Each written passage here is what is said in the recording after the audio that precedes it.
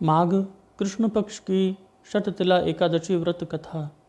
एक समय दालभ्य जी ने प्रजापति ब्रह्मा जी के पुत्र पुलस्त जी से प्रश्न किया कि प्रभु, क्या कोई ऐसी भी शक्ति या उपाय है जिसके करने से ब्रह्म हत्या इत्यादि के कुटिल कर्मों के पापों से मनुष्य सरलतापूर्वक छूट जाए। भगवान, यदि सचमुच ही कोई ऐसा उपाय हो तो कृपा कर आप मुझसे कहिए, मेरी सुनने की महती इच्छा है। पुलस्त जी ने कहा, हे महाभाग, तुम धन्य हो जो संसार के उपकारार्थ इस प्रकार के प्रश्न किए। अब मैं तुमको अत्यंत सुंदर, देवताओं को भी दुर्लभ, जो अब तक प्रकाश में नहीं आया, वही पवित्र मनोवांछित फलों को देने वाला यत्न तुम्हारे सामने वर्णन करता हूँ। पौष मास के प्रारंभ होते ही नित्य कर्मों से निवृत्त हो, स्नान आदि कर अपने आप को अत्यंत शुद्ध पवित्र कर, अपने मन और आत्मा को शुद्ध कर, अपने इंद्रियों का भी दमन कर और काम क्रोध अभिमान ईर्ष्या इत्यादि को त्याग भगवान का स्मरण करता हुआ पुष्य नक्षत्र में गोमय को एकत्रित कर उसमें तिल एवं कपास मिला कंडे पाथे और उनसे नित्य प्रति 108 हवन किया करे। इसी प्रकार जब माघ कृष्ण दशमी का दिन आवे, पूर्वाषाढ़ नक्षत्र हो अथवा मूल नक्षत्र हो, उसमें नियम पूर्वक मन को शुद्ध कर भगवान का पूजन कर और एकादशी के दिन एकादशी का व्रत कर रात्रि में कृष्ण नाम का कीर्तन करते हुए जागरण करे और दूसरे दिन द्वादशी को भी स्नान कर विधिवत श्री भगवान कृष्ण का चंदन कपूर और फूल मालाओं द्वारा श्रद्धापूर्वक पूजन कर नैवेद्य में खिचड़ी अर्पित करे। आप भी खिचड़ी से व्रत का पारण करें तथा नाम स्तुति करता हुआ तिल गुड़ कुम्भड़ा नारियल और सीताफल इत्यादि कृष्णार्पण कर ब्राह्मणों को देवे एवं उनकी स्तुति करे।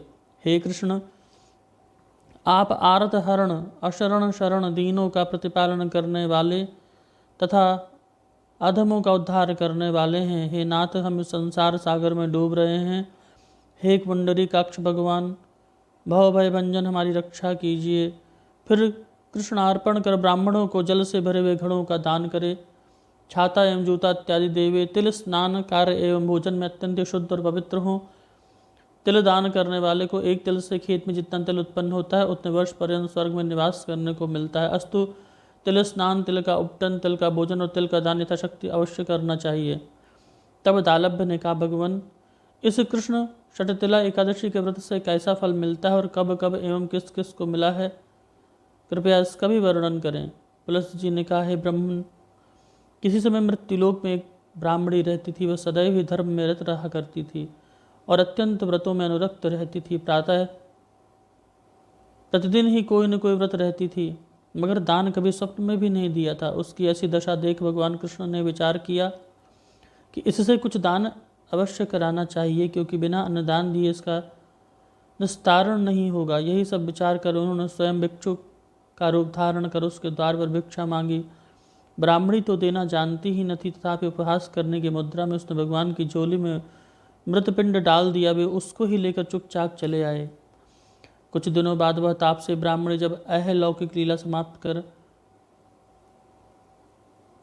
स्वर्ग सिधारी तो उसे मृतपिंड के प्रभाव से उसे एक सूना भवन रहने को मिला। यह तमाशा देखकर वह चकराई और दौड़ती हुई भगवान कृष्ण के समीप गई और कहा, भगवान, यह क्या व्यापार है कि मैंने जन्म भर व्रत और तप करके आपकी आराधना की और आपकी सेवा में यथासाध्य कोई कसर नहीं होने दी, फिर यह यहाँ पर मेरा गृह सर्ववस्तु विहीन क्यों?